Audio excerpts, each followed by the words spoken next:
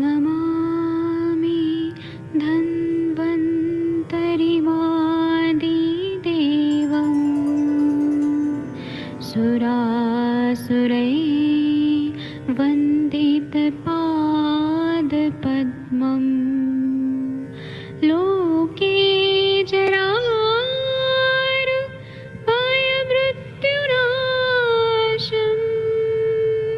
दातारमीशं विविधौषधीनां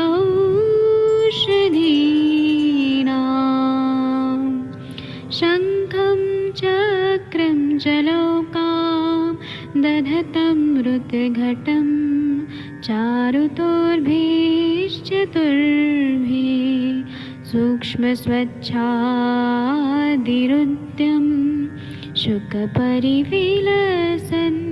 मौलिमम्भोजनेत्रं कालाम्बोदोज्ज्वलाङ्गं कटितटविलसत्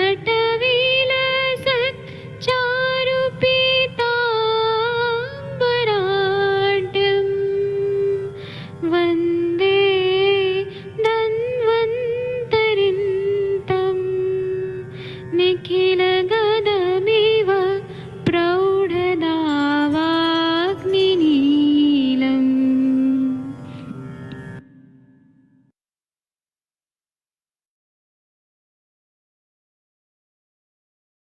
कोई भी सपना साकार करने के लिए सबसे जरूरी है सही कोच का होना। चुनिए आयुष दर्पण डिजिटल को और करे अपनी क्लिनिकल आयुर्वेद सीखने का सपना साकार।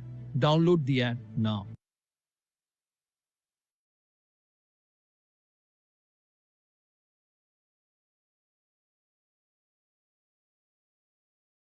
कोई भी सपना साकार करने के लिए सबसे जरूरी है सही कोच का होना। चुनिए आयुष दर्पण डिजिटल को और करे अपनी मामा चिकित्सा नादी परीक्षा का सपना साकार। Download the app now.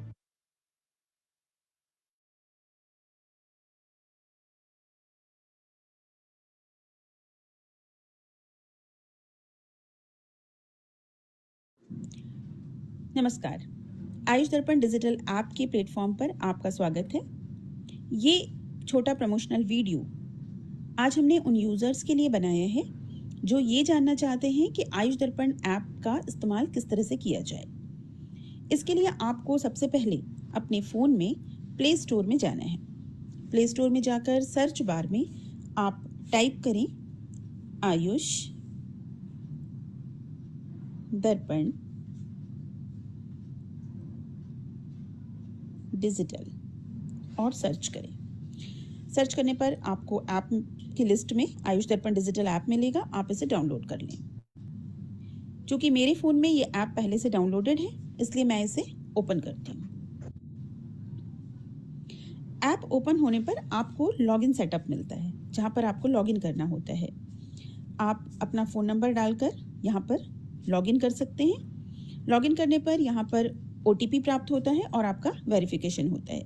Login के समय पर आपको वहाँ पर ऑप्शन मिलता है कि आप एज अ पेरेंट लॉगिन करना चाहते हैं या एज अ स्टूडेंट। तो वहाँ पर ये ध्यान रखिए कि आपको एज अ स्टूडेंट लॉगिन करना है। साथ ही अगर आप आईफोन या iOS यूज़र हैं तो आप सबसे पहले प्ले स्टोर में जाकर माई इंस्टीट्यूशन ऐप डाउनलोड करें और उसके बाद आपको ऑर्गेनाइजेशन कोड मिलता है आयुष दर्पण डिजिटल का TYNVU, all letters are in capital. आप ये कोड एंटर करके और उसके बाद फिर आयुष दर्पण डिजिटल ऐप तक आप एक्सेस कर सकते हैं। अब आपके सामने आयुष दर्पण डिजिटल का विंडो खुला हुआ है। इसमें आपको कई ऑप्शंस मिलते हैं। अगर आप हमारे इस ऐप में आयुष दर्पण डिजिटल में आकर आप कोर्सेज परचेस करना चाहते हैं तो इसके लिए आप स्टोर में जाएं। स्टोर में जाने पर आपको हमारे कोर्सेज की लिस्ट मिल जाती है। जैसे आप देख सकते हैं यहाँ पर डिसीज वाइज पंचकर्मा, मर्मा बिगिनर, क्लिनिकल पंचकर्मा, ये डिफरेंट कोर्सेज हैं। आप व्यू ऑल कोर्सेज करके सारे कोर्सेज की लिस्ट आप देख सकते हैं। इसमें जैसे अगर आप कोर्स परचेस करना चाहते हैं हमारा डिसीज वाइज पंचकर्मा, आप कोर्स पर क्लिक करें। कोर्स पर क्लिक करने पर ये इसमें आपको कोर्सेज की डिटेल आपको मिल जाती हैं, कितने लेक्चर्स हैं, क्या हैं। अगर आपको कोर्स पसंद आता है तो आप इसे लाइक भी कर सकते हैं और इसमें आपको 12 वीडियोस हैं। अब इसमें आपको अभी ऑफर है इस पर, जिसमें आपको डिस्काउंट भी मिलता है। तो यहाँ पर कूपन कोड अवेलेबल है, आप कूपन कोड देखें, कूपन कोड सेलेक्ट करें और इसे अप्लाई करें। आपका कूपन कोड अप्लाई हो गया है। अब आप इसे बाय नाउ कर सकते हैं। इसमें आपने अपना स्टेट सेलेक्ट करना है, जैसे मैं उत्तराखंड सेलेक्ट करती हूँ। अब आप प्रोसीड टू पेमेंट करिए। पेमेंट में भी आपको यहाँ पर अभी विंडो ओपन होने पर आप देख सकते हैं कि आपको यहाँ पर मल्टीपल ऑप्शंस मिलेंगी। फिर यहाँ पर ये आपको जिस तरह से गाइड करते हैं, आप उस तरीके से यहाँ पर अपने पेमेंट ऑप्शन को चूज करके आप इसे आगे प्रोसीड कर सकते हैं और इस कोर्स को आप बाय कर सकते हैं। उम्मीद है कि आपको ये प्रमोशनल वीडियो काफ़ी हेल्प करेगा हमारे इस ऐप को एक्सेस करने में। अगर आपको, तो हम उम्मीद करते हैं कि आज आप हमारे इस ऐप को ज़रूर डाउनलोड करेंगे। Thank you.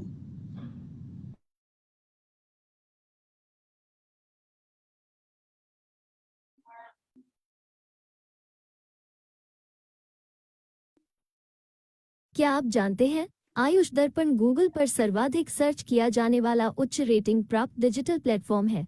आयुष दर्पण ने आयुर्वेद के क्षेत्र में 6000 से अधिक वेबिनार्स आयोजित करने का रिकॉर्ड कायम किया है, जो निरंतर जारी है। आयुष दर्पण का हिंदी वेब पोर्टल ayushdarbhan.com एवं अंग्रेजी वेब पोर्टल ayushdarbhan.org वर्ष 2010 से निरंतर आयुर्वेद एवं स्वास्थ्य के क्षेत्रों में चल रही गतिविधियों को अपडेट करता है। आयुष दर्पण के सोशल मीडिया प्लेटफॉर्म से लाखों लोग जुड़े हुए हैं। आप भी हमें फेसबुक, इंस्टाग्राम, यूट्यूब, लिंक्डइन एवं ट्विटर पर फॉलो करें। यदि આશી રાજવાલાનું કંઈક કરવું જ હોય।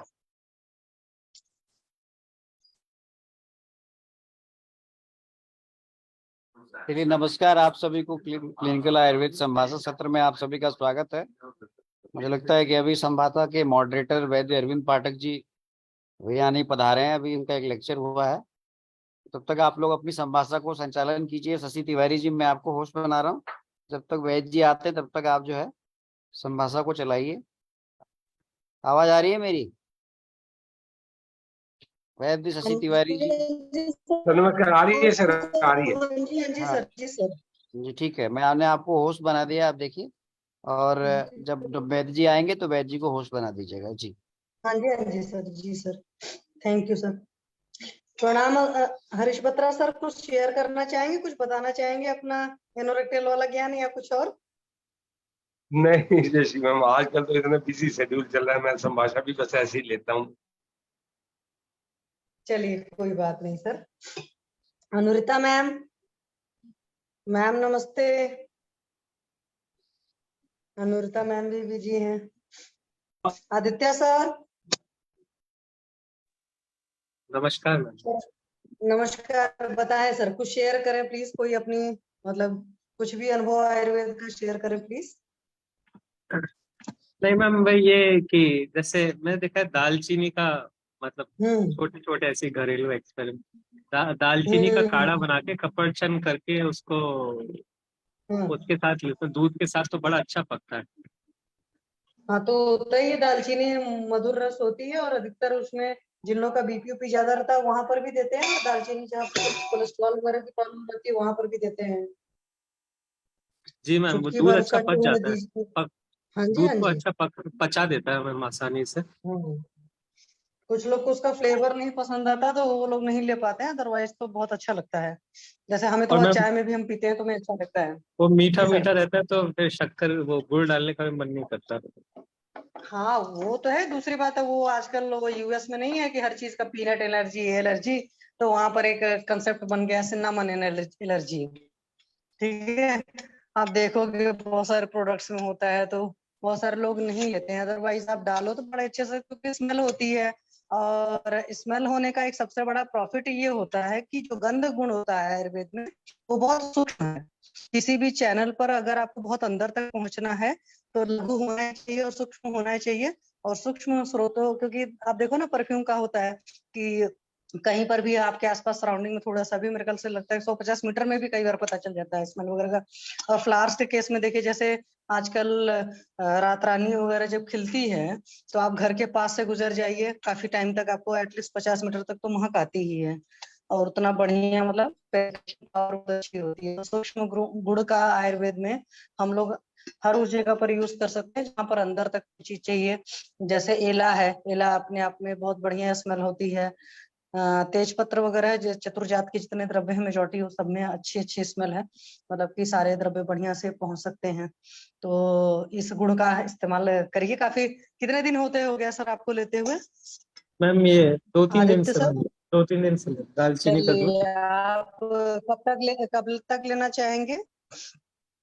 मैम एक आध 2 हफ्ते। हाँ, तो मतलब मेरा कहने का मतलब है कि जब तक लेंगे फिर उसका बताइएगा कि क्या रिजल्ट रहा।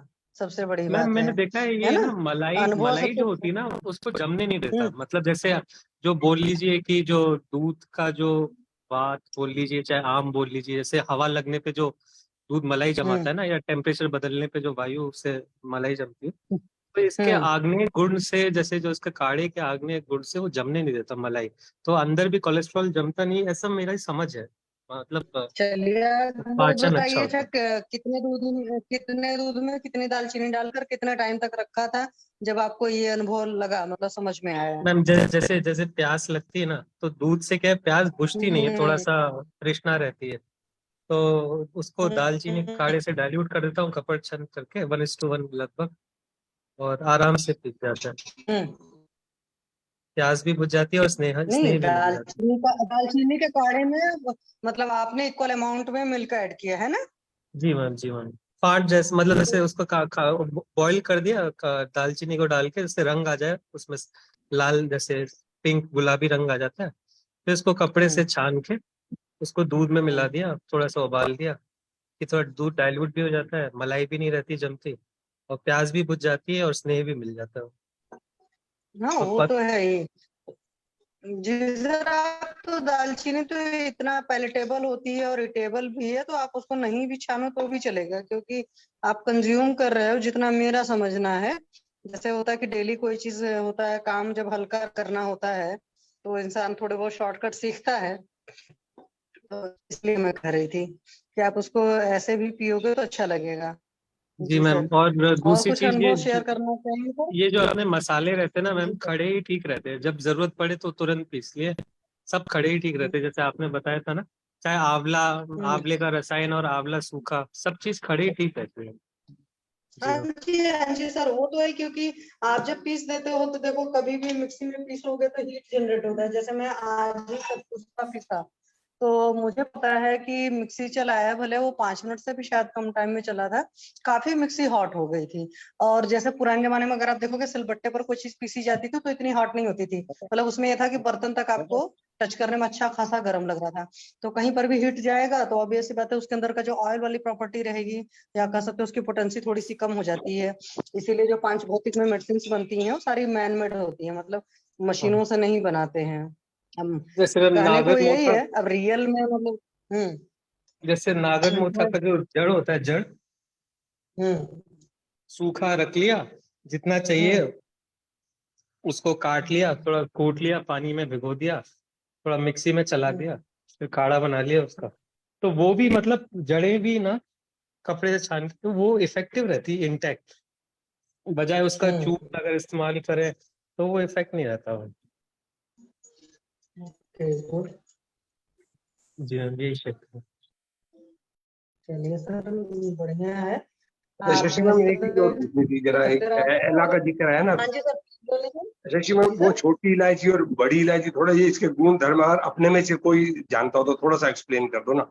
अब एला का नाम आ ही छोटी गया तो। इलायची, छोटी इलायची शीतबीर होती है और छर्दी शामक होती है। मतलब अगर आपको नौजिया फीलिंग हो रही है तो आप छोटी एला, मतलब छोटी एला को सिर्फ एला बोलते हैं, आप ये एला यूज करिए तो नौजिया वगैरह की जो फीलिंग आती है। इसलिए बहुत सारे लोग देखो पुराने टाइम में जब सफर करते थे तो छोटी इलायची लेकर चलते थे। गंधगुण दोनों में ही है, हालांकि छोटी एला में गंधगुण ज्यादा है। और छोटी एला का एक और प्रॉपर्टी है जो बहुत अच्छी चीज है, जब भी आप मीठा बनाते हो, आप देखो किसी भी मीठे में खीर बनाओ और खीर में आप इलायची नहीं डालो तो उसका स्वाद बिल्कुल अच्छा नहीं आता है। मैं आज तक ये सोचती थी कि सिर्फ ये मतलब इनहांसिंग प्रॉपर्टी होती है कि खीर बहुत पैलेटेबल हो जाती है, बट रियलिटी ये है कि मधुर जितने भी द्रव्य होते हैं, मीठे जो होते हैं, उनको पचाने की क्षमता रखती है। जबकि आपकी ये शीत बीरे होती है, पर मधुर जो भी द्रव्य होते हैं बहुत अच्छी तरीके से पचते हैं। ये छोटी इला होती है, छोटी इला जो है मतलब छोटी इलायची जो आपकी वो शीतवीर होती है, और जो बृहदेला होती है काली होती है वो आपकी उष्णवीर होती है। और बृहदेला को ऐसे यूज करते हैं सर, उसको कई सारी चीजों में, जैसे खांसी उसी जब आती है तो उस केस में आप उसको मतलब भून लेते हैं, कुछ लोग भून करके पीस करके तब देते हैं।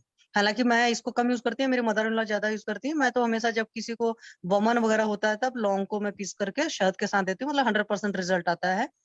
छोटी इलायची को ऐसे मैंने कम यूज किया, मतलब मुंह में डालने के लिए भले मैं यूज करती, मतलब सीवियर वॉमिटिंग के केस में भी मैंने यूज किया है छोटी सॉरी लौंग को, वो बहुत बढ़िया रिजल्ट आया, क्योंकि बहुत उष्णवीर्य होती है लौंग के केस में, तो वहां पर रिजल्ट आता है। मतलब सिंपल आप समझ सकते हो कि नोजिया वॉमिटिंग की फीलिंग आ रही, जैसे प्रेगनेंसी में लेडीज होती हैं तो आराम से उनको बोल सकते हो मुंह में आप इलायची रखो जो छोटी वाली होती है। और मधुर कोई भी द्रव्य खा रहे हो, जैसे खीर हो, कुछ भी इस तरह का आइटम बनता है तो उसमें हमेशा छोटी इलायची जरूर डालना चाहिए, तो उससे उसका पाचन हो जाता है। और सिंपल सिंपल डिफरेंस देखोगे तो एला जो होती है शीतवीर होती है और बृहदेला उष्णवीर होती है। जी सर, और कुछ सर जानना चाहते हैं सर? बनारस में जैसे जब मैं जाता था दुकानों में, वो सब लोग छोटी इलायची देते थे, ठंडी ठंडी जैसे खाने में रहती है, खास तौर से पंसारियों की दुकानों में, मदर्स ऑफ वेलकमिंग जो ट्रेडिशनल रहता है। और हाँ छोटी वो इलायची तो में भी दो दो टाइप के रहते हैं, एक में ज्यादा दाने निकलते हैं, एक में कम।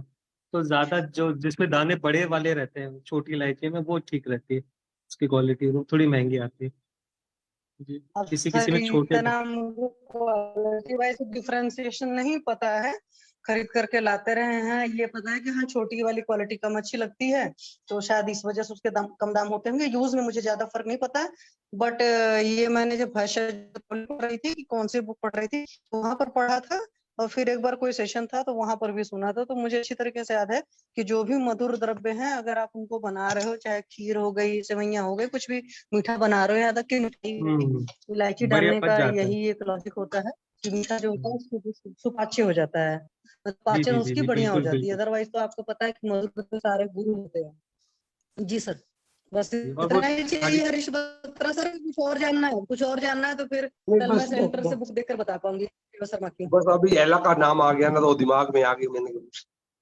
चलिए कोई बात नहीं सर, थैंक यू सर। कई मंगला बार ऐसा मैम, होता है ना शशि मैम, जब मेंसेस नहीं होते जब इसका शायद काढ़ा वाड़ा बना कर देते हैं, मैंने कहीं देखा है।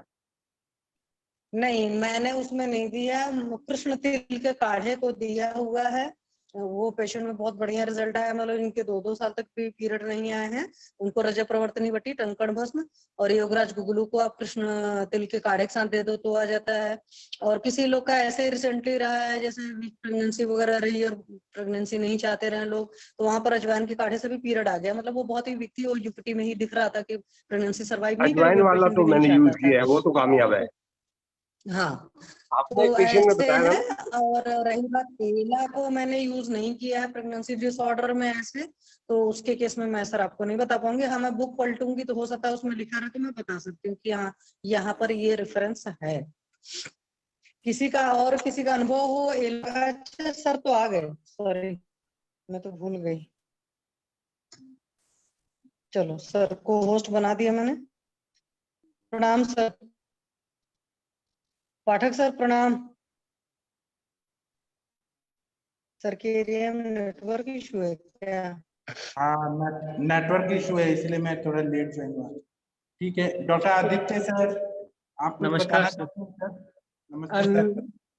नहीं सर, नहीं सर, कुछ नहीं, बस वही छोटी इलायची और दालचीनी की बात चल रही थी। अच्छा, और डॉक्टर अनुरिता मैम आप कुछ बताना चाहती हैं? आप लोग कुछ बोलिए नहीं तो मैं फिर शुरू हो जाऊंगा कुछ बताने का। सर ये हिमांशु वटी क्या होती है, किस चीज में इस्तेमाल करते थे प्रेगनेंसी में, ब्लड प्रेशर में हिमांशु वटी हमने तो नहीं सुना है। अच्छा अच्छा। आप लोगों को किसी को मालूम है हिमांशु वटी के बारे में? मैंने तो नहीं सुना है। अच्छा अच्छा। ठीक है, तो अभी हम लोग कुछ कुछ बातें करते हैं। हम लोग जब ट्रीटमेंट करते हैं ना तो पहले तो हमें रोगी का सब चीज देखना पड़ता है कि रोग जो है वो सुख साध्य है कि कृच्छ साध्य है। सुख साध्य का मतलब है कि जिसका हेतु पूर्व रूप अल्प होते हैं, मतलब उसके लक्षण भी कम रहते हैं, उसके हेतु भी कम रहते हैं, और दोष दूष्य समूर्छना भी छोटी रहती है, और दोष रोगी की प्रकृति नहीं हो ऐसा होता है, काल देश भी समान नहीं हो, मर्म स्थल में नहीं हो, तो वो सुख साध्य होता है। और वहां पे वैद्य औषध परिचारक रोगी अपने गुणों से युक्त होते हैं, तो वो सुख साध्य होता है। कृच्छ साध्य में ये सब आप लोगों को मालूम है, वही चीज बता रहा हूँ, जहाँ पे हेतु पूर्व रूप और लक्षण जो रहते हैं वो बहुत ज्यादा बड़े रहते हैं वहां पे, और इसमें काल प्रकृति और दुष्ट जो रहते हैं वो भी डिफिकल्ट रहते हैं। रोगी पुराना रोग से ग्रसित रहता है, और मर्म और संधि स्थालों में रहता है, मर्म का भी इन्वॉल्वमेंट रहता है, तो कृच्छ साध्य होता है। और याप्य रोगी कैसा रहता है, असाध्य तो होता है, लेकिन जब तक ट्रीटमेंट चलता है तब तक वो ठीक हो जाता है, पत्ता पत्ते करता है तो ठीक होता है, लेकिन उसने थोड़ा भी पत्ता पत्ते तोड़ा तो वह फिर से व्याधिग्रस्त हो जाता है, मतलब परमानेंट क्योरेबल नहीं रहता है, तो ये याप्य व्याधि है। और एक प्रत्याख्य जो रहता है, जो असाध्य लक्षणों से युक्त रहता है, उसमें इंद्रियों की शक्तियां नष्ट हो गई है, मृत्यु सूचक अरिष्ट सूचक लक्षण आ गए हैं, तो इंसान मरने वाला ही है, ऐसा समझ के हमें उसका त्याग कर देना चाहिए। हम ट्रीटमेंट देते हैं कंसल्ट लेके, लेकिन वो पेशेंट बचता नहीं है, क्योंकि उसके सारे सिम्टम्स ऐसे आ जाते हैं। और शशि मैम, आपने बस्ती दिया क्या? जो आप बस्ती का पूछ रही थी, बस्ती बना लिया मेडिसिन?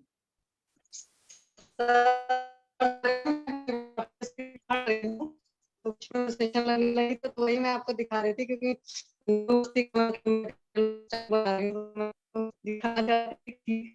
आपकी आवाज नहीं आ रही है, किसी को आ रही है क्या शशि मैम की आवाज?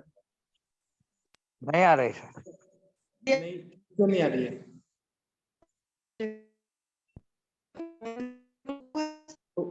थोड़ा नेटवर्क एरिया में आ जाइए, थोड़ा सा।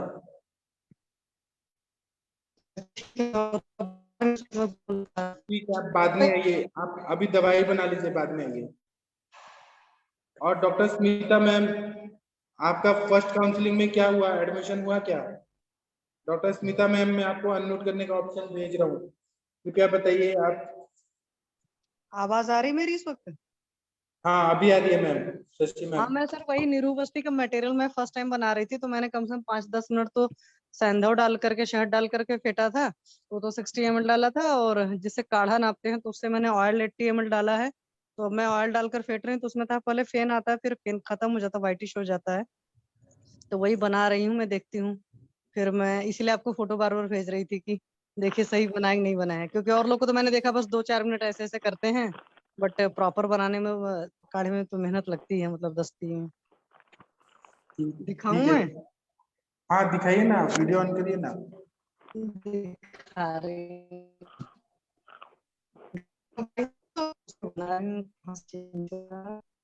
यस, ये देखिए, ये दवाई बना दी है। सबको दिख रहा है क्या?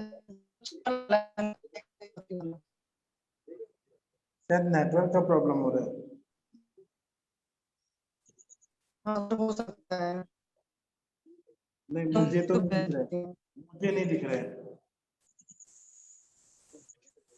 किसी को दिख रहा है शशि मैम क्या बना रही है? मुझे तो नहीं दिख रहा।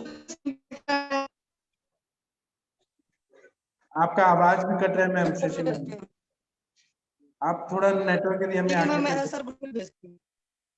ठीक है, ग्रुप में भेजिए। और स्मिता मैम, आप कहाँ चली गई? स्मिता मैम, आप बात करने आइए हम पे। डॉक्टर स्मिता मैम, अरे आप फिर से चली गई, अनम्यूट करिए मैम, स्मिता मैम।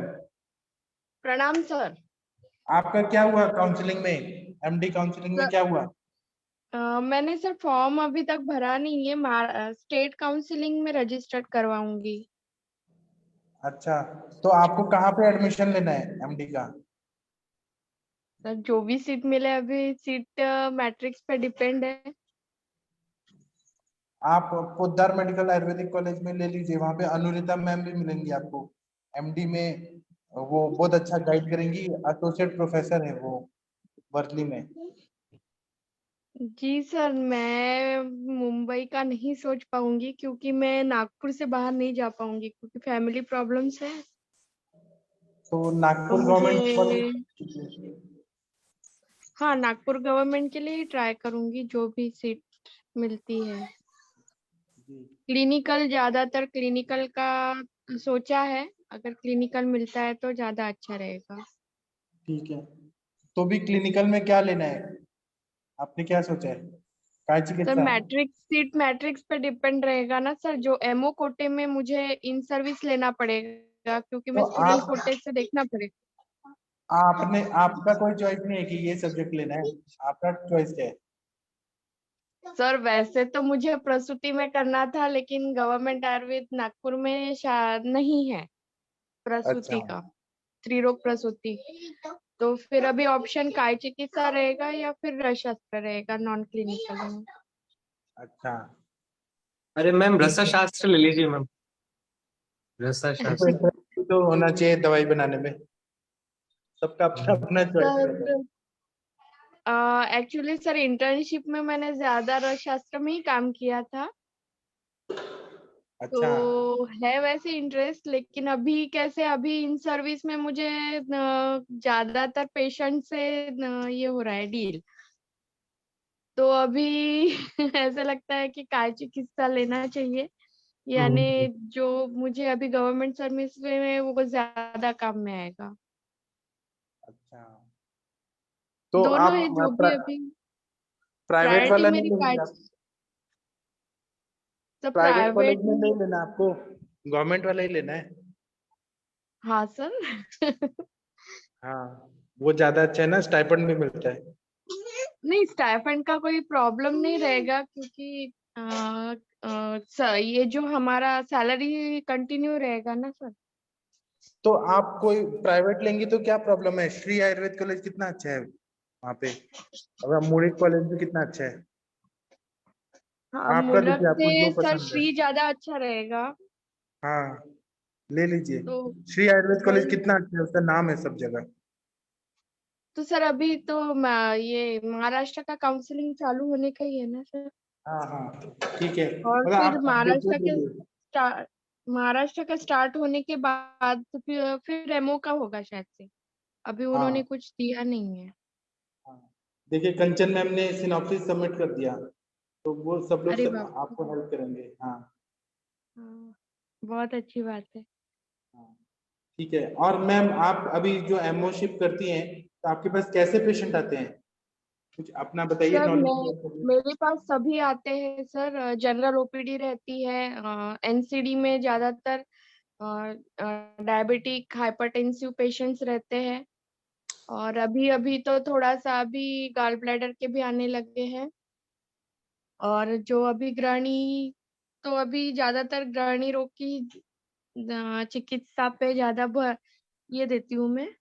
जब से आपके लेक्चर सुने हैं तो ज्यादातर मुझे पता नहीं दिमाग में वही आता है कि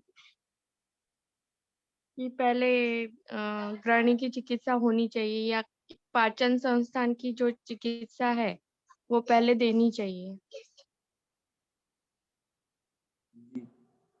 आज का 7 बजे वाला लेक्चर आपको काम आया क्या, आपने सुना क्या? नहीं सर, मैं आज ज्वाइन नहीं कर पाई। एक्चुअली कैसे मीटिंग वीटिंग ये ज्यादातर अभी आयुष्मान भव करके जो प्रोग्राम चल रहा है, तो उसकी वजह से थोड़ा बिजी शेड्यूल चलता है, हम आने में मुझे लेट हो जाता है, 6-7 बज जाते हैं घर आने तक के, तो ठीक आए है मैम, बराबर ज्वाइन नहीं कर पाती मैं। कोई बात नहीं, आपको जब टाइम मिले तब आप सुनिए, और हाँ, हमें मैं भी बाद में सब दीजिए। सुनती हूँ, दोपहर में अगर टाइम मिलता है क्लिनिक में तो हाँ सुनने की कोशिश करती हूँ। जी, ठीक है मैम। आपका प्रैक्टिस अच्छा चल रहा है ना, मतलब आपको समझ आ रहा है ना सारा, पेशेंट को कैसे देखना है, क्या करना है? हाँ सर, तो करने की कोशिश करती हूँ, लेकिन वही टाइम की कमी के कारण थोड़ा बहुत, लेकिन काफी मीन्स जो पहले का ट्रीटमेंट था मेरा और अभी के ट्रीटमेंट में काफी काफी चेंजेस है, और पेशेंट्स भी अभी थोड़ा पहले से जो ओपीडी थी उससे थोड़ी सी बढ़ी हुई है। हाँ, तो आप मैम और चैलेंजिंग केसेस भी लीजिए, जी, चैलेंजिंग अभी केसेस। ले रही हूँ, इनफर्टिलिटी के 1-2 केसेस आए हैं, तो उस पे देख रही हूँ चालू जो है चीज पूरा। आपको नहीं आएगा, अटक जाएंगी, आप हमसे पूछिए, हम आपको हेल्प करेंगे, सब जी लोग सर, हेल्प करेंगे। बिल्कुल। जी मैं सर अभी सॉर्ट जी सर। सर सॉर्ट बनाने के लिए जैसे अदरक को काट लिया और उसमें चूना डाल दिया और उसको धूप में रख दिया, ऐसा करते हैं? हाँ, उसका भी और अलग अलग मेथड होता है। कुछ लोग अदरक के रस की भावना डालते हैं, कुछ लोग चूना डाल देते हैं, अलग अलग मेथड होता है। चूना अच्छा वाला सर, ज्यादा इफेक्टिव रहता है। सर जैसे मैंने चूना डाल दिया, अब उसको हटाऊंगा कैसे चूने को? वो तो ऊपर सफेद सफेद सा हो गया। ठीक है ना, फिर आप बाद में छान दीजिएगा ना, सूखने के बाद। अच्छा अच्छा अच्छा। वो जैसे हम लोग वो धान हटाते हैं उसमें जैसे छानते हैं। हाँ, छान दीजिएगा। जी सर। ठीक है, और किसी को कोई कुछ बताना है, पूछना है तो पूछ सकते हैं, बता सकते हैं। सर मुझे पूछना है। प्रणाम सर। हाँ प्रणाम सर, बताइए सर। सर मेरे पास एक पेशेंट चल रहा था पिछले 3 मंथ से, एडिनोकार्सिनोमा ऑफ लंग्स। अच्छा। और सर मैंने डिस्कस भी किया था ग्रुप में भी, और अंत मैम से भी डिस्कस किया था मैंने। तो सर उसमें मुझे प्रॉब्लम एक ही आई कि मैंने उसके ना हीरक बसम और कृव्याद रस और शिवा गुटिका वगैरह मतलब ये कॉम्बिनेशन बना के दिया था मैंने। तो हाँ। ऑलमोस्ट 1 महीना ठीक रहा पेशेंट। पर अब डॉक्टर साहब 3 दिन से ना उसको ईचिंग स्टार्ट हुई है पूरी बॉडी पे। अच्छा। और वो बिल्कुल ना, जैसे ये प्रॉब्लम उसको पहले भी थी, मतलब अच्छा। उसकी हिस्ट्री में था ये कि हाँ उसको कभी कभी ईचिंग हो जाती है, जिसके ना हमारे यहाँ ऐसे बोलते हैं कंडू होगी या सूखी खारिश होगी है, ये वाला था उसका हिस्ट्री में था। पर डॉक्टर साहब 3 दिन उसको ज्यादा हो रही है, तो मैंने मेडिसिन ही बंद कर दिया, पर वो ठीक नहीं हो पा रही। तो उसमें मतलब क्या सोचूं इसके बारे में, कैसे मतलब किसी हमारी मेडिसिन का कुछ साइड इफेक्ट है या कैसे, नहीं, क्या देखा जाए अगर सर? कंडू हो रहा है तो वो या तो रस में कफ ज्यादा चला गया है इसलिए हो रहा है, और जी। कंडू के बहुत सारे कारण हो सकते हैं, या तो कोई विष तत्व जा रहा है इसलिए ऐसा हो रहा है। तो आपको कंडुग्न गण के जो द्रव्य हैं, चरक सूत्रस्थान फूट में, वो निकाल जी। के दे दीजिए, उसका लेप उद्वर्तन और इंटरनली लेने के लिए दे दीजिए, और इसमें गंधक रसायन दे दीजिए। क्लेद को सुखाए और हील करे तो गंधक रसायन है, पंचतिक्त घृत गुगुल है, पंचनिम्बादी चूर्ण है, फिर उसके बाद में ऐसे बहुत सारे तिक्त रसायन। रस पाचक से भी फायदा होता है, रक्त पाचक से भी खुजली तो बनती जैसे वो है। खुजाता है ना तो उसके निशान डल जाते हैं, जैसे ना एक शीत पित्त में निशान डल जाते हैं ना, निशान ऐसे खुजाता है तो वहां रेड रेड तो निशान हो उसमें जाते विरेचन ज्यादा अच्छा काम करेगा सर। विरेचन देखिए, दूषित पित्त को निकाल दीजिए, और सुचेखर रस बहुत अच्छा काम करेगा। सुचेखर रस, कामदुदा, प्रवाल पंचामृत, प्रवाल पिष्टी, ये सब हैं। हाँ द्रव्य सर, अच्छा मैंने ये काम। दिया उनको कि मैंने परवाल पिष्टी और कामदुदा रस्ट और गिलोय सत्व। जी, तो सर ये ठीक रहा कॉम्बिनेशन या इसमें कुछ चेंज करूं? तो ये हाइपर तो ठीक है। कैल्शियम मिलता है कभी कभार एडिनोकार्सिनोमा लंग में, उसके कारण इचिंग होती है। तो ये सिम्टम कभी कभार बताता है कि रिकर होने वाली बीमारी, अगर इचिंग पहले थी और वापस आई तो हो सकता है, जैसे आपने प्रबल ये शायद ठीक ऐड किया है, उस तरीके से ऐसे सर बता रहे हैं, वो शायद ठीक होगा। लेकिन बस बस मैं मैं उसको ऐसे एलोपैथी की सोच रहा तरफ हूँ, से। कहीं मेरे कहीं ये ना हो कि जो मेडिसिन में चला रहा हूँ वो उसको, क्योंकि पेशेंट ऑलरेडी पित्त प्रकृति में है, तो ये है ना कि कहीं उसका पित्त न प्रकोपित हो गया ज्यादा, तो कुछ उस ऐसे में कुछ ऐसा सोच रहा हूँ। तो परवाल पिष्टी मैंने ऐड की है, परवाल पिष्टी, कामदुदा रस और गुलेश सत्व। तो क्या ये कॉम्बिनेशन ठीक है सर या कुछ और ऐड करूँ इसमें? मेरे हिसाब से ठीक है, और लंग्स को मजबूत करने का कुछ दवाई दीजिए कि वो फिर से न रिकर हो। तो आप क्या कर हाँ सकते हैं, सर, कंटकारी अवले, भारंगी अवले, बादशाह पुष्कर बोले मैंने फूल। स्टार्ट कर रखा है पेशेंट का। हाँ, यस सर, वो तो ठीक है सर। हर फीवर, अस्थि फीवर नहीं अस्थि है आप? सर, अस्थि पाचक शायद मदद करेगा कि हाइपर कैल्सीमिया बेसिकली अस्थि से निकलता है, तो हाँ, अस्थि से ना निकले, उसकी हाँ। अस्थि की अग्नि।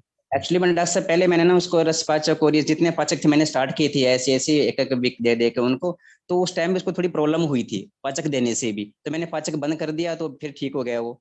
पर अब फिर 15 डेज के बाद अब रेगुलर दोबारा फिर उसको ये प्रॉब्लम ईचिंग वाली स्टार्ट हुई है। तो सर उसको समझ नहीं आया कि, कंडूकनगण ही सबसे अच्छा है सर, कंडूकनगण दे दीजिए। और सर साथ में विरेचन दे दूं उसको, है ना? हाँ, हाँ। सर विरेचन के लिए ऑलरेडी अरंड तेल लेती है पेशेंट, तो वो ठीक है या उसको बंद करूं? लेकिन पित्त निकल रहा है क्या? हाँ सर उसको रेड तो नहीं निकल रहा है, त्रिवित ले हम दीजिए, अच्छे से निकल जाएगा। त्रिवित ले हम, ठीक है सर, ये ऐड अगर वो करूं? एरंड तेल से लेती और पेट साफ होता तो उनको फिर खुजली आ क्यों रहा है, मतलब पित्त नहीं निकल पा रहा है, केवल पेट साफ हो रहा है। ओके, ठीक है सर, मैं चेंज कर देता हूँ उसमें स्टीफ से रिविट बाकी लेंथ आप शिफ्ट कर अपनी देता फेवरेट इनसे अनुरिता मैम से पूछिए और क्या करना चाहिए। अनुरिता मैम, आप इनके केस में कुछ हेल्प कर सकती हैं? शायद मैम गाड़ी चला रही है। जी सर। हाँ, डॉक्टर रमनजीत कौर मैम कुछ बोलना चाहती हैं आप? नहीं, कुछ नहीं बोलना चाहती हैं। ठीक है, डॉक्टर वर्षा कौशिक मैम, आपके पास कोई केस है तो बताएंगी? अगर आप लोग नहीं बताएंगे तो मैं बताऊंगा, फिर बहुत सारी बातें बताऊंगा। तो आप लोग अब सुनिए। हाँ, क्या मैम, क्या बोल रही हैं? नहीं बोल रही हैं। तो आप लोग ये सुनिए कि सर मुझे और पूछना था, एक केस और मेरे पास आया था अभी आज ही, लीवर कार्सिनोमा का। सर उसको मैं कैसे हैंडल करूं? लीवर कार्सिनोमा, आप लीवर की सारी दवाइयां दीजिए सर। उसमें क्या सर, देंगे? आरोग्यवर्धिनी वटी, रस पाचक, रक्त पाचक, फल त्रिकादि क्वाथ। और सर क्या मैं दे रक्त सकते पाचक स्टार्ट किया उसको अभी ना। हाँ, सर पटोल इसमें क्या मुलाज मैं करता है। सर इसमें क्या विरेचन पे फोकस रखूं या नहीं मैं? करिए ना, विरेचन कराइए, रक्त मोक्षण कराइए। रक्त को शुद्ध करना है आपको किसी भी तरह से। ठीक है सर, ठीक है सर। और सर एक पेशेंट और था, आज ही आया था, वो भी पैनक्रेटाइटिस का। उसको मैं किस तरह से देखूं? पित्तज ग्रहणी में देखूं या कैसे देखूं सर? पित्तज ग्रहणी की चिकित्सा करिए। उसमें सीरम अमाइलेज देखिए कितना है। जी सर। तो उसमें ताम्रविधा, प्रवाल पंचामृत, भूनिम्बादि चूर्ण, किरात पित्तादि चूर्ण, पित्तज तो सर ग्रहणी की जो चरक में चिकित्सा बताइए ना, वो सारा दे दीजिए। देखिए पित्तज ग्रहणी वाला। हाँ, तो पित्त के स्थान में है ना पूरा। Yes sir. तो वहां पे पित्त की चिकित्सा करने से सारे सिम्टम्स कम हो जाते हैं। पित्तज ग्रहणी की चिकित्सा करनी है। और पैंक्रेटाइटिस है, मतलब यहाँ पे सूक्ष्म त्रिफला और एकेटी देना जरूरी है। ठीक है सर। सर मैं दे रहा हूँ, मैंने स्टार्ट किया है उसको। हाँ, और इसमें रस पाचक, रक्त पाचक से भी बहुत अच्छा फायदा होता है सर पैंक्रेटाइटिस, क्योंकि सारे द्रव्य जो है ना पैंक्रियास को अच्छा कर देते हैं, हील कर देते हैं।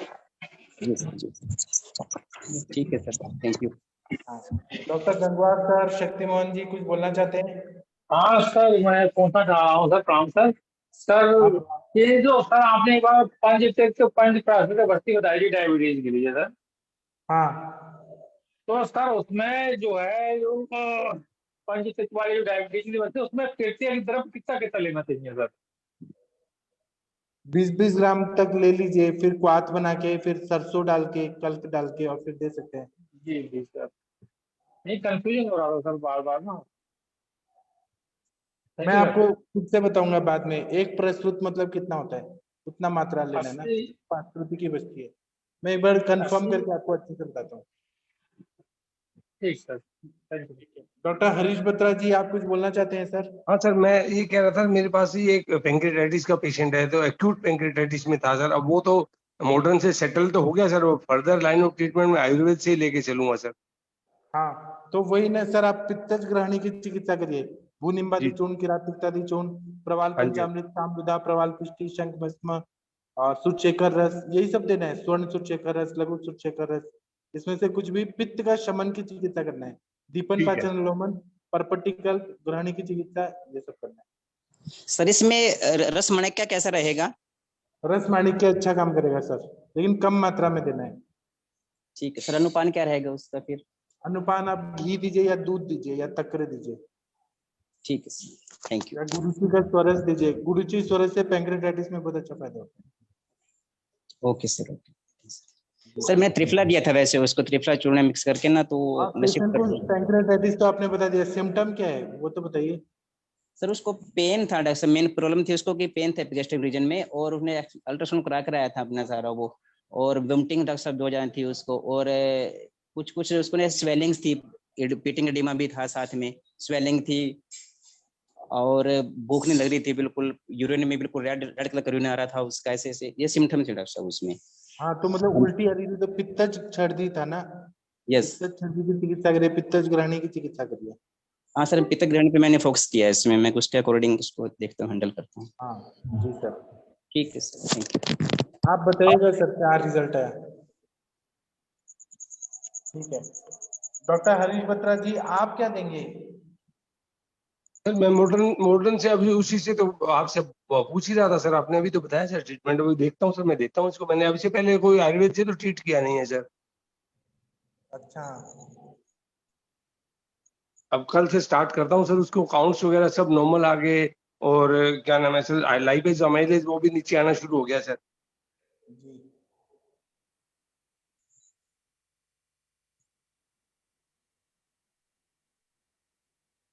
बहुत बढ़िया। ये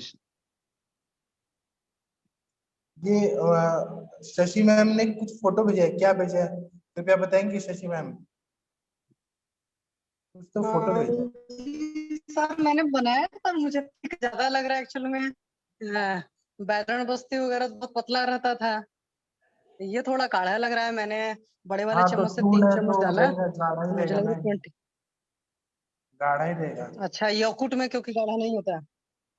हाँ मैं कल इसको जाऊंगी पतंजलि वालों का यौकुट लेकर आऊंगी। इसको जी छान सर। दीजिए अच्छे से, कपड़े से छान दीजिए तो हाँ जी अच्छा हाँ जी रहेगा। सर, हाँ सर बस वही छाने जा रही हूँ, छान कर फिर तुरंत देती हूँ, आप हमें फिर भी लेकर बताइए बताती क्या हूँ सर। रिजल्ट है, जी सर। नीरू बस्ती का क्या रिजल्ट है, आप हाँ हमें जी हाँ जी बताइए। सर बताएंगे, क्योंकि अभी भी हाँ उनका बीपी पल्स अभी थोड़ा ज्यादा है, तो फिर देख करके आपको बताती हूँ। ठीक है, और किसी को कुछ बताना है पूछना है तो पूछिए, बताइए। डॉक्टर दिव्या मैम कोई केस बताइए। मोनिका मैम आ गई है, मोनिका मैम कोई केस बताना चाहे तो बताइए, नहीं तो मैं आप लोग को बताऊंगा बहुत सारा चीज। आप लोग कुछ बताना। और हरीश बत्रा जी आपके पेशेंट नहीं आए ऑनलाइन जो आने वाले थे?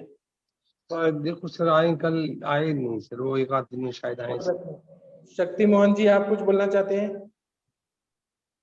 नहीं बोलना चाहते? ठीक है, तो आप मेरा बात सुनिए। हमारे शरीर में 7 धातुएं रहती हैं, तो वो क्या है, रस, रक्त, मांस, मेद, अस्थि, मज्जा, शुक्र, ये सभी दोषों के द्वारा दूषित की जाती है, इसलिए इसको दुष्य कहा जाता है। हम लोग ना रस धातु पे बात करेंगे, तो इसमें रस जो है वो अगर व्युत्पत्ति देखें तो इसमें रस गतौ, ये दोनों चीज से रस शब्द बनता है, तो इसमें गतौ धातु लगा है रस में, इसका मतलब ये गतिशील है। रस सभी धातुओं का पोषक है और पूरे शरीर में हृदय द्वारा ये अनवरत रूप से पूरे शरीर में परिभ्रमण होता रहता है रस धातु।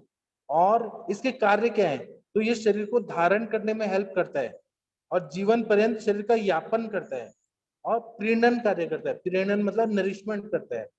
और ये रस कैसे बनता है, इस पे बहुत ही अच्छे से सुश्रुताचार्य जी ने बताया कि जब भी हम सुश्रुत सूत्र स्थान 14 चैप्टर में 3 नंबर का श्लोक में बताया कि जब भी हम 5 भौतिक आहार का सेवन करते हैं, मतलब कुछ पार्थिव तत्व रहते हैं, कुछ जलीय तत्व, कुछ आग्नेय तत्व, ऐसे 5 बहुत वाले हम आहार का सेवन करते हैं और हम चतुर्विध टाइप का भोजन करते हैं। कुछ भोज्य, भक्ष्य, चोष्य, लेह ऐसी चीजें लेते हैं, जैसे चटनी जैसी चीजें चाट के लेते हैं, कुछ खाने वाली चीज, कुछ चबा के खाने वाली चीज, कुछ पीने वाली चीज ऐसे लेते हैं, और षड रसात्मक आहार लेते हैं और शीत वीर्यात्मक, उष्ण वीर्यात्मक द्रव्य लेते हैं। तो ये जाठराग्नि की क्रिया के बाद सब परिपक्व हो जाता है, पचन क्रिया होती है, सार्किट विभाजन होता है और उसके बाद में आहार रस बनता है। आहार रस से एक स्थायी धातु बनती है जिसको हम रस धातु बोलते हैं, और ये रसव स्रोतस में जाके और परिभ्रमित होने लगता है और हृदय जो है उसका मूल स्थान बताया है। तो यह जो रसव स्रोतस जो बताया है वो क्या बताया है कि ये सूक्ष्म, ये जो द्रव रस है अपने संवाही स्रोतों द्वारा व्यान वायु की सहायता से हृदय में पहुंचता है और व्यान वायु से प्रेरित होकर हृदय इस रस को 24 धमनियों द्वारा शरीर के प्रत्येक अवयव, दोष धातु और मलों को पहुंचाता है। 10 ऊर्ध्वगामिनी, 10 अधोगामिनी और 4 तिर्यगामिनी ये धमनियां होती हैं। रस का काम क्या है, तो रस जो है अवयवों में प्रतिक्षण पहुंचता हुआ सभी अवयवों को तर्पण करता है, बाल्यावस्था में, युवावस्था में, वृद्धावस्था में पोषण करता है, वर्धन करता है, मतलब ग्रोथ जो रहता है ना वो हमारे आहार रस और रस धातु से ही होता है। आहार रस अलग चीज है, रस धातु अलग चीज है। रस धातु जो है वो धातु के रूप में परिणत हो गया है और ये यापन करता है, शरीर को नष्ट होने से बचाना, इसको यापन कर्म बोलते हैं, ये वृद्ध लोगों में होता है। और ये दृढ़ता लाता है, तुष्टि करता है और ये कायिक, वाचिक, मानसिक सभी क्रियाओं को संपन्न करने में सहयोग करता है। तो अपने जो इंद्रियां हैं, अपने ज्ञानेंद्रियां, उनका भी तर्पण कौन करता है, प्रीणन कौन करता है, तो रस धातु ही करता है। तो इसका कार्य क्या है, स्नेहन करना, जीवन, तर्पण, धारण, ये सारे कार्य करते हैं और ये सौम्य धातु माना जाता है इसको। जैसे रक्त है वो उष्ण धातु माना जाता है, लेकिन ये रस धातु है वो सौम्य बताया गया है, शीत है। इसी तरह से रक्त धातु जो है वो रंजक पित्त द्वारा जब रस को रंजित किया जाता है तो उसको रक्त वर्ण प्राप्त हो जाता है, रस रंजनात्। रंजक पित्त का कार्य होने के बाद और वो भी यकृत में रहता है तो वो रक्त धातु बन जाता है। ये रक्त धातु जो है ना ये सबसे इंपॉर्टेंट धातु है हमारे शरीर में, क्योंकि ये जीवन कार्य करता है। जीवन के लिए जितना भी जो जो चीज जरूरी है वो सब रक्त धातु करता है। और यह क्या करता है कि पूरे शरीर में हृदय से पंप होके पूरे शरीर में परिभ्रमण करता है और ज्ञान वायु ही इसको पूरे शरीर में घुमाता है और ये फिर से पूरा शरीर में जाके और वापस रिटर्न होके हृदय में आता है। ये पूरे शरीर में ऐसे फैलते घूमते रहते हैं, अपना कार्य करते रहते हैं। और ये रक्त धातु जो है ना ये क्या करता है कि रक्त की अग्नि इस पे कार्य करती है, रक्ताग्नि, तब ये अच्छा सा रक्त धातु बनता है और ये सभी धातु की पुष्टि और पूर्ति करता है। इसका जीवन कार्य सबसे इंपॉर्टेंट रहता है। और जो रक्त धातु जो है ये अगर दूषित हो जाए तो शरीर में बहुत सारी व्याधियां हो जाती हैं और ये उष्ण है, आग्नेय तत्व वाला रक्त धातु है। और दूसरा बात है कि रक्त जो रहता है वो अगर रक्त क्षय हो गया तो इंसान की मृत्यु हो जाती है। रक्त जितना प्रमाण में शरीर में चाहिए उतना चाहिए ही चाहिए। और दूसरा क्या है कि रक्त पित्त विसर्ग, रक्तातिसार, रक्त वमन, रक्त प्रदर, रक्तार्श, ये सारे में रक्त की ही बीमारियां, ऐसा हमें समझना चाहिए। अभी आप लोग कुछ बोलना चाहते हैं तो बोलिए, सभी को चांस मिलना चाहिए बोलने का। शशि मैम, मोनिका मैम कुछ बोलिए, सैद्धांतिक बात। हनुमंत राय जी कुछ बोलना है तो बोलिए सर, कोई केस बताना है तो बोलिए। जी हाँ जी बोलिए सर। ये आहार रस और रस धातु दोनों में क्या डिफरेंस है सर? आहार रस जो रहता है वो अभी खाना पचा और उसके बाद में आहार रस बना, वो बनते रहेगा और वो रस धातु को पोषण देते रहते हैं। धातु जो रहते हैं हमारे वो धारणा धातु, उस शरीर को धारण रस धातु आहार रस से बनेगी ना सर? उससे ही बनेगी। जैसे कि आपने ऐसा पढ़ा है कि सोन नदी, गंडक नदी, केन नदी, ये सब जाके गंगा में मिल जाती है और फिर मेन गंगा बनती है। तो ये जो रस धातु है ना ये उसके पहले की धातु, आहार रस जो रहता है, सॉरी आहार रस जो रहता है ना वो उसको मेन जो रस धातु है उसको पूरा पोषण करता है। आहार रस रस धातु को पूरा प्रेरणन और उसको वो सपोर्ट करता है पूरा। आहार रस के बिना वो रस धातु का कोई वैल्यू नहीं है, वो सूख जाएगा पूरा। मोनिका मैम आप कुछ बोलना चाहती है तो बोलिए।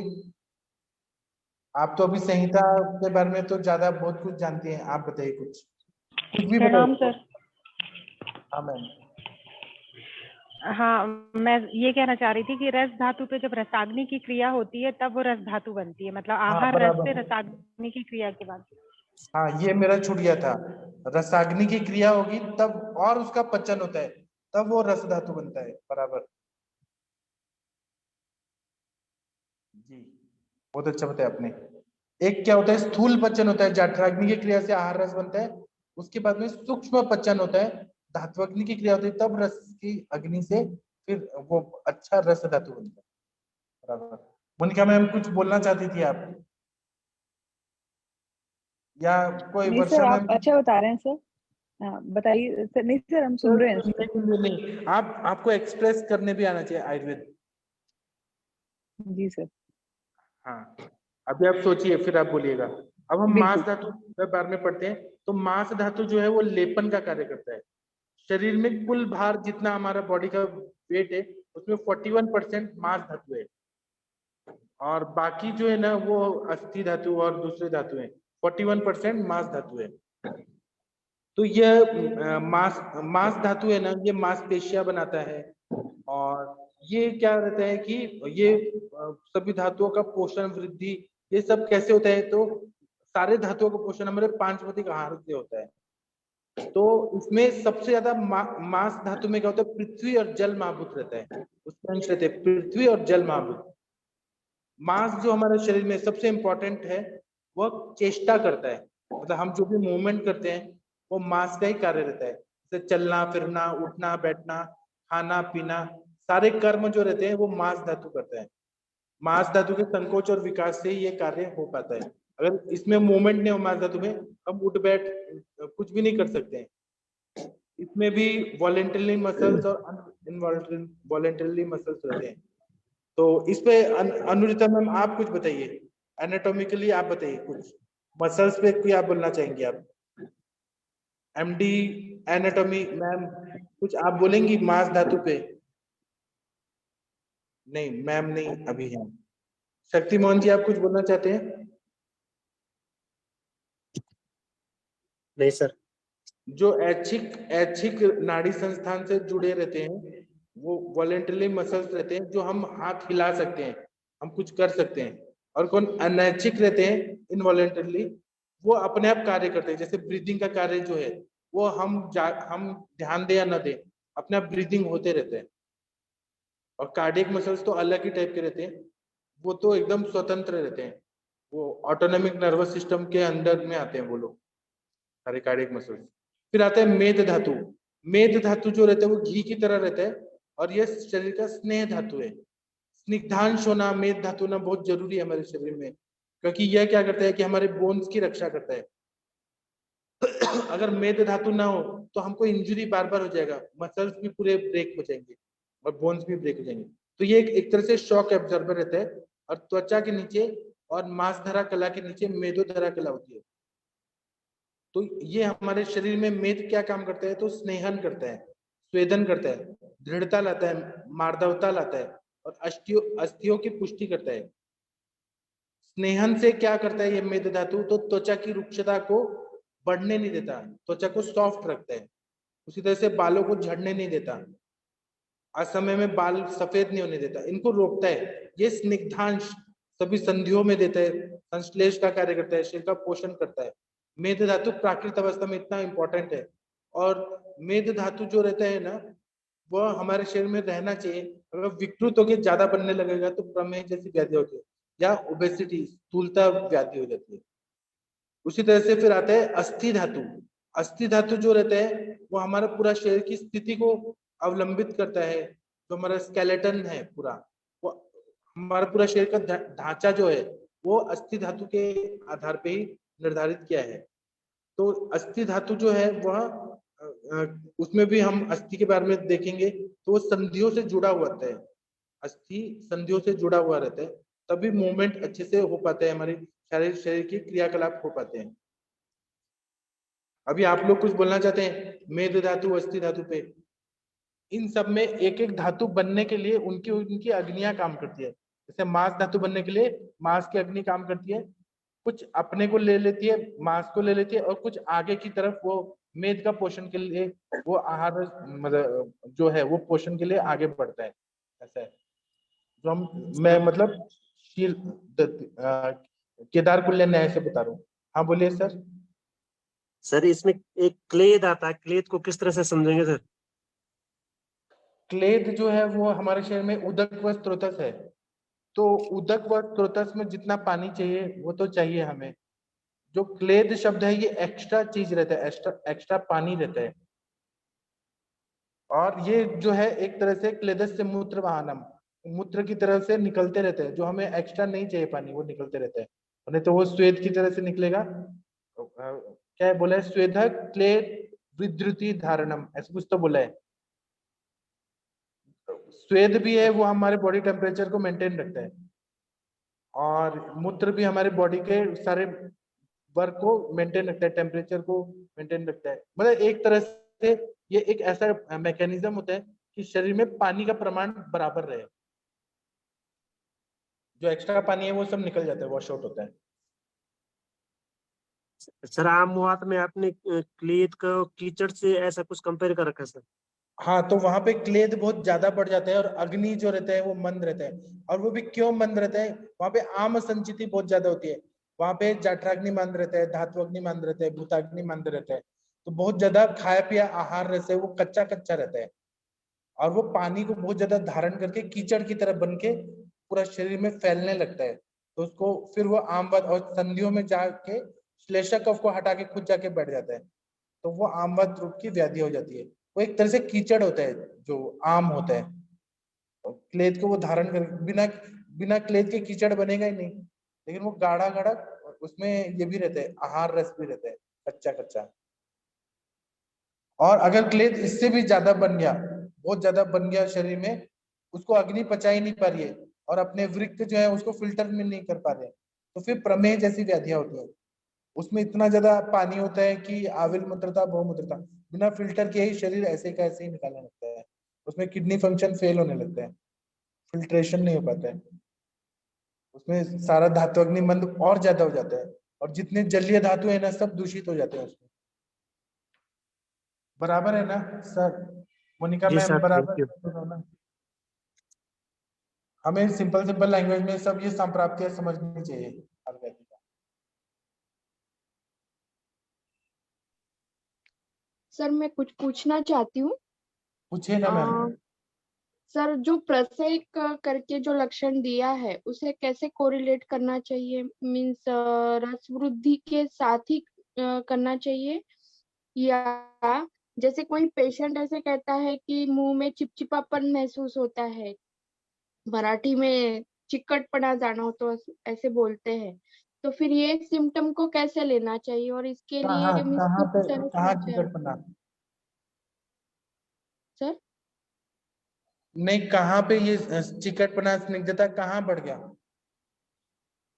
जो मैं पूछना चाहती हूँ, जैसे पेशेंट जब कंप्लेंट करता है मुंह में ऐसे चिकनापन महसूस होता है, यानी जो थूक आती है वो ऐसे स्टिकी स्टिकी टाइप में रहती है, तो पूरा ये शरीर में? सिम्टम को कहाँ?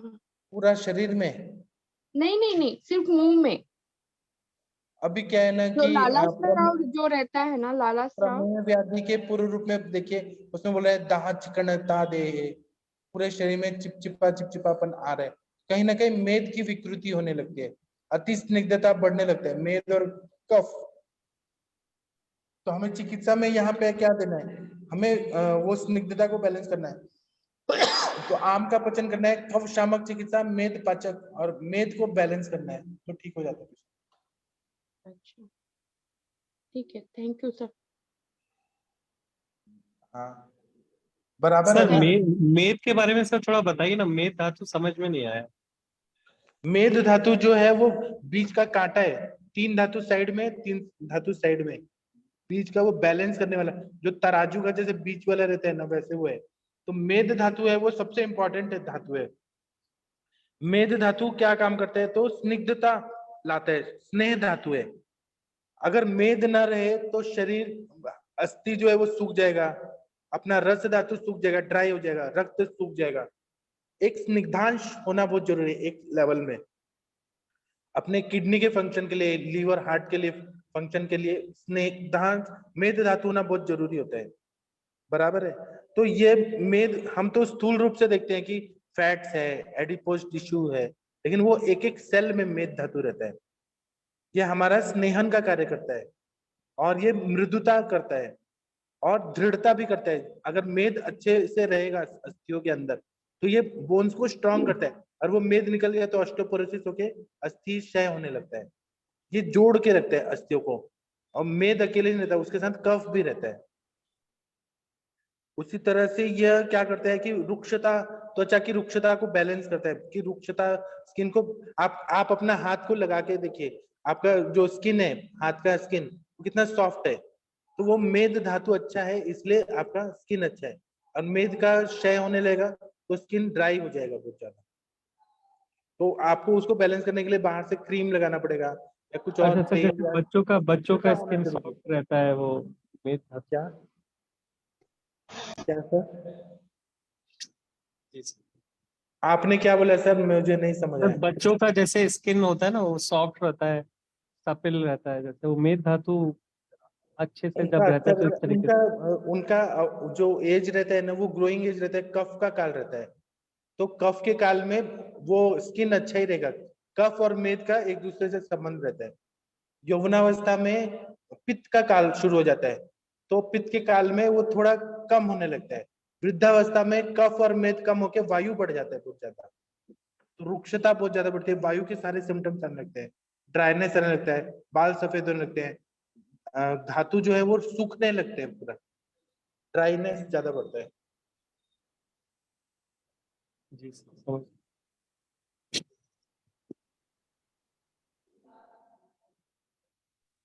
हेलो। हाँ जी। हाँ जी, प्रणाम सर। सर एक पूछना था मैंने, जैसे डेंगू फीवर में चंपक आदि अगर दे सकते हैं वेग अवस्था में या बाद में हाँ वेव हाँ दे ज्वर का सकते हैं वेग? जी। जब ज्वर कम हो जाए तब सर, कि पहले ही दे सकते हैं स्टार्टिंग में? क्या वेगा नहीं, पहले दिन से ही दे सकते हैं, लंघन करा के दे सकते हैं। जी ठीक है। तो जब बाद में फीवर नॉर्मल हो जाए बट बाकी के सिम्टम्स जैसे बॉडी एक, इसमें जॉइंट पेन्स बहुत होती है, तब तक इसे कंटिन्यू रख सकते हैं? हाँ दे सकते हैं ना। ये क्या करते हैं, मैं हम लोग तो सर की परंपरा से हम लोग 3 महीना तक देते हैं, क्योंकि फीवर चला गया, डेंगू फीवर चला, चिकन चला गया, लेकिन उसके विषारी तत्व जो है, मतलब एक तरह से मच्छर ने काटा, कीटक दंश विष, तो वो शरीर में वो विष रहता ही है, पूरा उसको न्यूट्रलाइज करने के लिए 3-4 महीना देना चाहिए। अच्छा, तो सर डोज क्या रहनी चाहिए? जैसे अगर टैबलेट हो तो 1 BD या अदरवाइज काढ़ा टैबलेट नहीं वगैरह आती है कैसे? मैम, चंपकादि अगस्त का पाउडर फॉर्म में आता है, टैबलेट मैंने आज तक नहीं देखा। बनवा सकते हैं, अगर टैबलेट है तो 125 mg तक देते हैं, नहीं तो 1-1 चम्मच सुबह शाम काढ़ा बना के दें या ऐसे दें। 5 से 10 ग्राम तक दे सकते हैं चूर्ण फॉर्म में। ठीक, ठीक है सर। सर वो नहीं, हमारे बॉडी अगर वो नहीं देना है तो डेंगू फीवर, चिकनगुनिया हो गया ना, बाद में ज्वाइंट पेन बहुत ज्यादा होता है फीवर जाने हाँ के जी बाद, सर। जी सर। वो देना जरूरी होता है। सर हमारे बॉडी में कितने स्रोतास रहते हैं? जैसे प्राणवा स्रोतास, उदकवा स्रोतास, हमारे रसवा। 13 स्रोत होते हैं। अनुरिता मैम कहाँ है? ये बहुत अच्छे से बताती है एनाटॉमी। अनुरिता मैम आप बोलिए, आप जा नहीं सकते हैं, अभी बोलना पड़ेगा आपको। अनुरिता मैम, प्राण, अन्न, उदक, फिर चरक के हिसाब से कुछ अलग है, सुश्रुत के हिसाब से अलग है। यही मैम रोज पढ़ाती है बच्चों को। ये क्रिया शरीर का पार्ट है ना, एनाटॉमी, एनाटॉमी का पार्ट। हाँ, मैं इस पे आपको लेक्चर लेके बताऊंगा स्रोतस पे। बड़ा दिलचस्प है सर शरीर, मतलब एनाटॉमी से कुछ पता नहीं चलता जो हम लोग का मॉडर्न मेडिसिन। उसके बाद आगे मैं बताऊं और कुछ, कि आप लोग बताएंगे कुछ? सर जैसे मच्छर, ये, जैसे मैडम ने बताया ना, मेदवा स्रोतास, जैसे जो चिकनापन रहता है, जैसे प्लूरा का चिकनापन। सर मैं आपको बताता हूँ कि जैसे जब कभी कभार क्या होता है, कैंसर में मजबूरी में कुछ ऑपरेशन करने पड़ते हैं, जैसे प्लूरा की छल्ली हटा दी, जैसे हृदय हमारा लगातार धड़कता रहता है ना व्यान वायु से, तो उसको हाँ चिकनापन चाहिए होता है, तो उसके आसपास पेरिकार्डियल प्लूरा होती है, वो पेरिकार्डियल की छल्ली होती है, मतलब पेराइटल और विसरल, मतलब पेरिकार्डियल का भी वो रहता है, मतलब जिसमें पेरिकार्डियल फ्लूइड रहता है, चिकनापन। तो सर हाँ उसको निकाल देते ना तो उम्र तेजी से रूक्षता से कम हो जाती है, मजबूरी में से कभी पानी भर गया, टीबी हो गई, या उसमें कैंसर का फ्लूइड हो गया, मैलिग्नेंट डिफ्यूजन। तो जब छल्ली हाँ निकाल देते हैं ना तो मजबूरी में, जैसे जैसे छल्ली कब निकालते हैं कि पानी भर गया है तो हार्ट पे प्रेशर पड़ रहा है, मेदवा श्रोतास की दृष्टि हो गई, या ऐसा बोल लीजिए, या फिर रक्तवा की, रसवा, मतलब वहां पे थोड़ा पानी भर गया तो रसवा श्रोतास की दृष्टि हो गई। अब उसको निकाल दिया छल्ली को, अब वो उसके कारण रूक्षता आ जाती है, तो इन्फ्लेमेशन हो जाता है, उम्र तेजी से कम होती है। तो ये बात हाँ तो है सर, मतलब इस तरीके से देखने को मिलता है, बड़ा दिलचस्प है सर शरीर। तो वो इसलिए मैंने पूछा कि श्रोतास अपने कितने टाइप के रहते हैं। बड़े बड़े ही अच्छा तरीके से, मतलब इंटीग्रेसी है, अगर ढंग हाँ से ख्याल रखा जाए तो। 7 उम्र तो का धातुएं होगी ना सर, 3 मल हो गए और प्राण उदक और अन्न व स्रोतस 13 हो गए। जी। हर धातु का श्रोता हो गया, और 7 मन धातुओं के अनुसार हो गए ना सर। और 3 पुरुषव, मूत्रव और स्वेदव स्रोतस। 7 धातु के साथ ये 10 हो गए, प्राणवह, उदक उदकवह और अन्न अन्न। और अन्नवह स्रोतस, ऐसे 13 हो गए सर। अच्छा, और ये एक दूसरे से जुड़े जुड़े भी रहते होंगे? हाँ जरूर जुड़े रहते हैं ना। जी ये स्रोतस एक चैनल्स रहते हैं, अपना अपना कार्य करते हैं पूरा शरीर में। जी सर जी। जी। ठीक है, और किसी को कुछ बताना है, पूछना है? सर मनवा श्रोता ये क्या है? मन का श्रोता, मन का चैनल। मनोवस्त्रोतस है ना, हमारे आयुर्वेद में बोला है मनोवस्त्रोतस। ये किधर मतलब फिजिकली किधर, मतलब ब्रेन में रहता है, जैसे माइंड ब्रेन? मन पूरे शरीर में रहता है, लेकिन ऐसे बोला है कि मन हृदय में भी रहता है और मस्तिष्क में भी रहता है। सर बोलो। हाँ सर बोलिए सर। सर ये पार्किंसन होता है, इसमें मेदोवस्त्रोतस की दृष्टि होती है। हाँ बोलिए सर, बोलिए। बस यही पूछना था। क्या बोल रहे हैं, फिर से बोलिए सर। पार्किंसन डिसीज होने उसमें कंपवात में, कंपवात में तो मज्जावस्त्रोतस की दृष्टि होती है ना सर। मज्जावस्त्रोतस और प्राणवस्त्रोतस, हाँ मेदो ने मज्जावस्त्रोतस, मज्जावस्त्रोतस की दृष्टि होती है।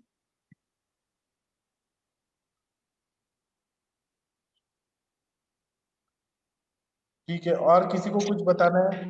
तकदीर जी कुछ बोलना चाहते हैं? सर मुझे पूछना था, ये हाँ जो आप बोलिए। हृदय रोग में बताते हैं ना 10 मूल काढ़े की बस्ती और उसकी क्या नाम है, धर्मांतर तेल की बस्ती, तो ये लगातार सर कितने दिन देनी है?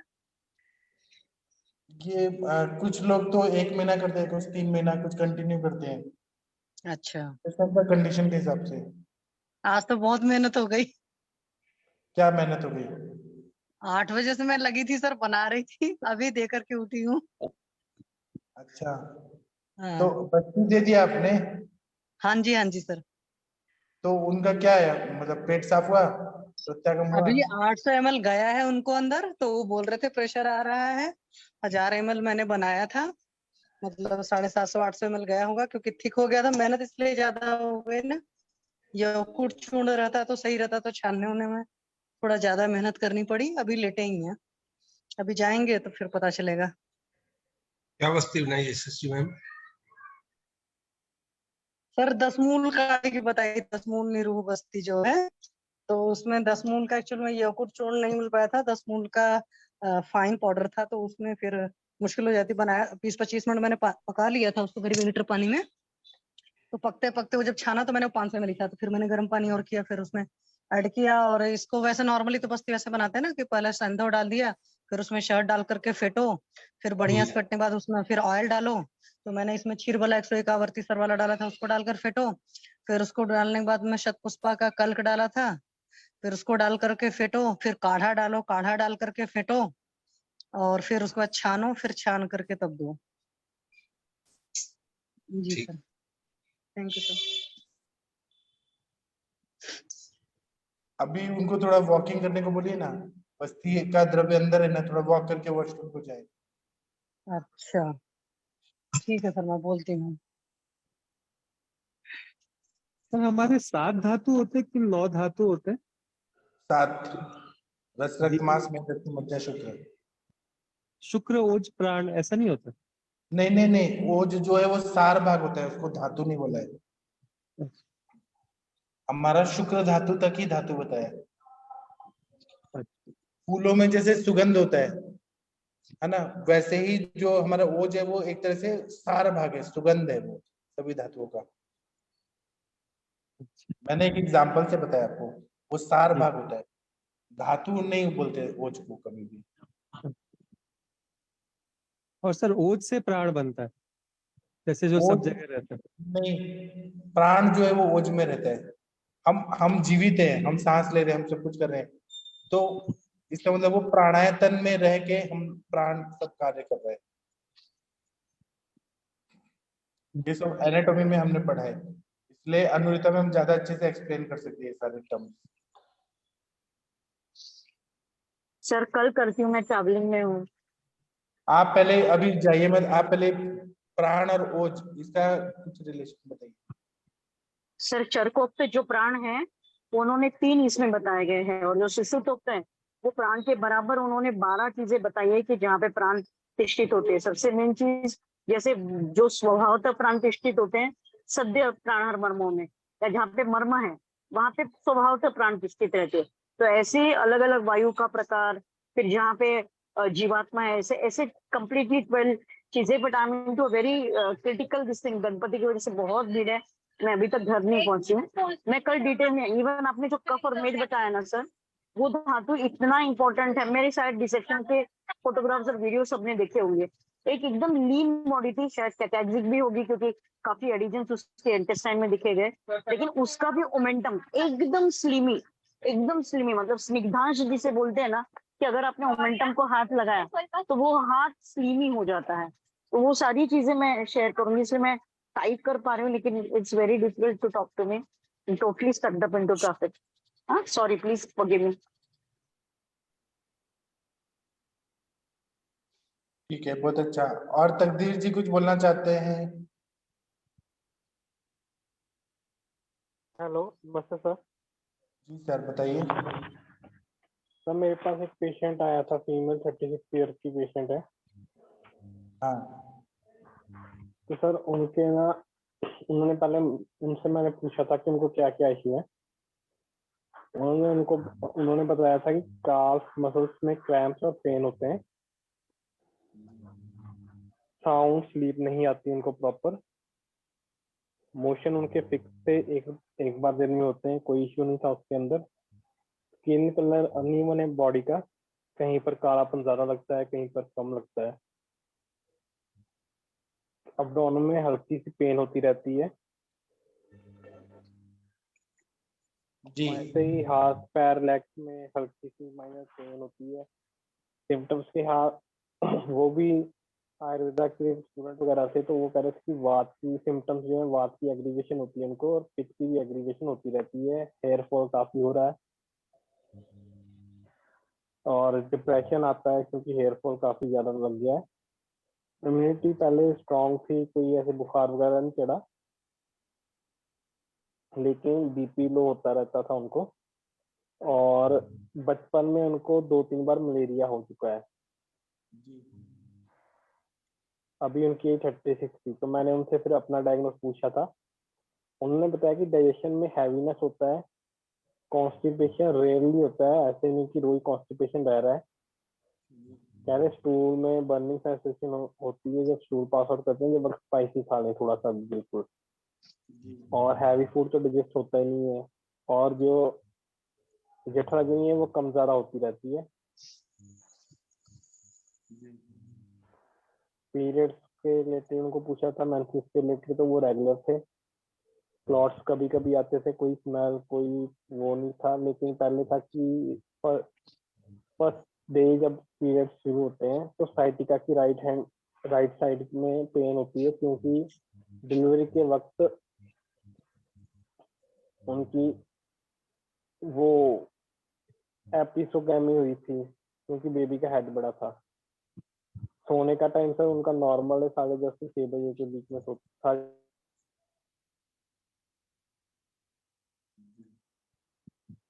और जो वो पहले तो नॉनवेज काफी ज्यादा खाते थे, दिन में हफ्ते में 5 बार। अभी वो शादी के बाद वेजिटेरियन हो गए हैं, और हफ्ते 2 हफ्ते में एक बार वो रेस्टोरेंट का खाना खाते हैं, मोस्टली नॉर्थ इंडियन।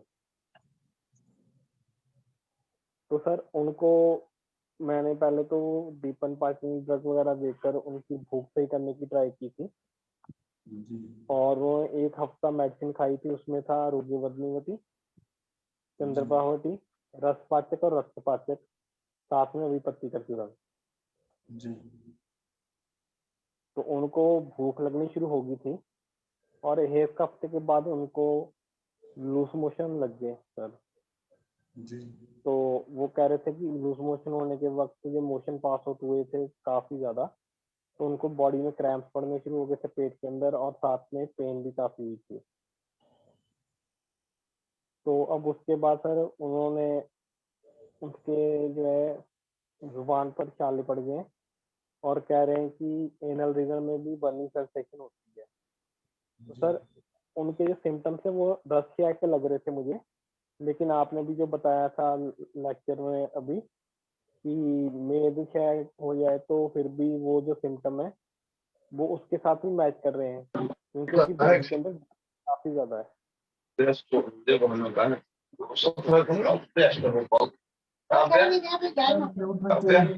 क्या हो रहा था?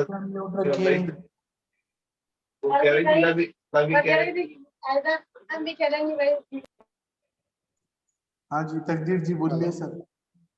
हाँ सर, तो उनको उनकी बॉडी के अंदर मेन इशू क्या है कि उनकी बॉडी के अंदर ड्राइनेस बहुत ज्यादा है। तो जी। जब भी ऑयल वगैरह बॉडी पे लगाते हैं तो ऑयल सारा सूख जाती है बॉडी। कह रहे कि अगर मैं 250 ml से 300 ml बॉडी पे मलूँ ना तो बॉडी सारा सूख जाएगी 10-15 मिनट में।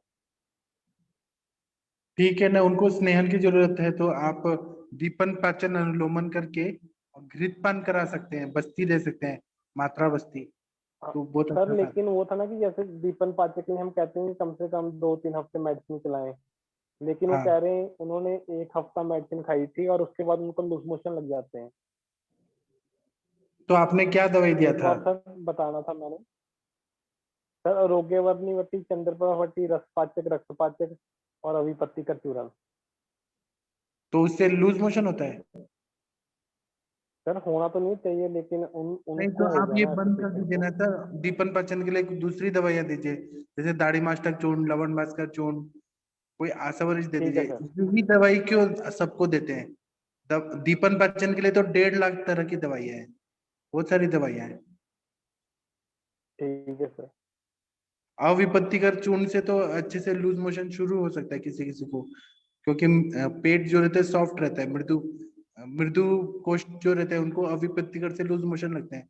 तो अविपत्तिकर ओके न सर। देके त्रिफला चूर्ण दे दीजिए। अगर पेट साफ हो रहा है तो मत ठीक है सर। दीजिए। ठीक है सर। हाँ। और सर उनको ये भी था कि उनकी मुझे ना टॉर्च पॉजिटिव केस लग रहा था साथ में, हाँ। और उनको पहले जो है पल्मोनरी कोच भी हो चुका है। तो उसकी वजह से सर इनको ये इतनी ज्यादा वीकनेस होगी। बराबर। तो आप उसमें स्वर्ण मालिनी वसंत, वसंत कुसुमाकर, सिद्ध मकर ध्वज, स्वर्ण, ये दे सकते हैं। और नहीं तो आप दीपन पाचन करके अश्वगंधा अवलेह दे सकते हैं, या विदार्य दिले हम कुष्मांड पाक, पेठा की मिठाई दे सकते हैं, या ड्राई फ्रूट्स दे सकते हैं, उससे वेट थोड़ा अच्छा हो जाएगा। ठीक है सर। तो ड्राई फ्रूट भी सर उनको अभी फिर वो पानी में भिगो कर खाने के लिए दूं, क्योंकि पित्त का भी शमन करना है उनके अंदर। पचना चाहिए, जो भी खाएंगे ना पचना चाहिए, भूख लगना चाहिए। ठीक है सर। ठीक है, और रिपोर्ट्स अगर होंगे तो ग्रुप में भेजिए, फिर हम और डिस्कस सर करते मैं हैं। आपको वो सर हिस्ट्री बनाकर भेज देता हूँ जो मैंने हिस्ट्री लिखी थी। सर ठीक है, तो 9:30 बज गए, सब लोग खा पी के सो जाएंगे और हम कल सुबह मिलेंगे। तब तक के लिए इजाजत दीजिए। थैंक यू, प्रणाम, गुड नाइट, शुभ रात्रि।